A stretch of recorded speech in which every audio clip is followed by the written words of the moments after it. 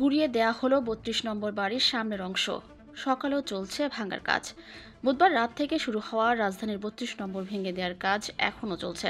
বৃহস্পতিবার সকাল 7:30টার দিক নাগাদ এই বাড়ি এক্সক্যাভেটর দিয়ে ভাঙতে দেখা যায়। সামনের অংশ প্রায় পুরোটাই গুড়িয়ে দেওয়া হয়েছে এখন পর্যন্ত। ভারতে পালিয়ে যাওয়া সাবেক প্রধানমন্ত্রী শেখ হাসিনার বক্তব্য প্রচারের ঘোষণাকে কেন্দ্র করে গতকাল সন্ধ্যা থেকেই উত্তেজনা ছড়িয়ে পড়ে। রাত 8টার দিকে বিক্ষুব্ধ জনতা ধানমন্ডি ৩২ নম্বর বাড়ির সামনে সমবেত হয়। প্রথমে ফটক ভেঙে ভেতরে প্রবেশ করে তারা। পরে বাড়ির বিভিন্ন অংশে হামলা চালিয়ে মোরাল ভেঙে ফেলে এবং ভবনের দেয়ালে লাল কালি দিয়ে স্বৈরাচার সাবধান লেখে।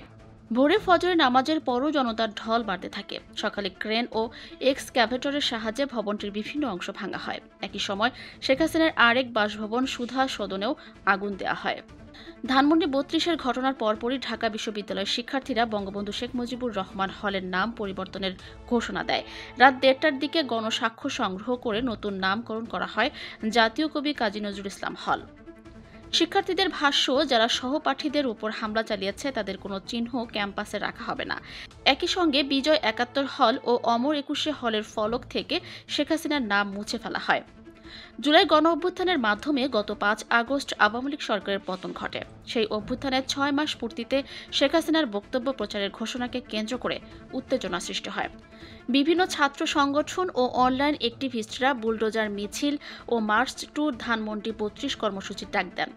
সন্ধ্যার পর থেকেই সামাজিক যোগাযোগ মাধ্যমে ৩২ নম্বর বাড়ি গুড়িয়ে দেওয়ার ডাক দেওয়া হয়। রাতেই বিক্ষুব্ধ জনতা সেই কর্মসূচি বাস্তবায়ন করে।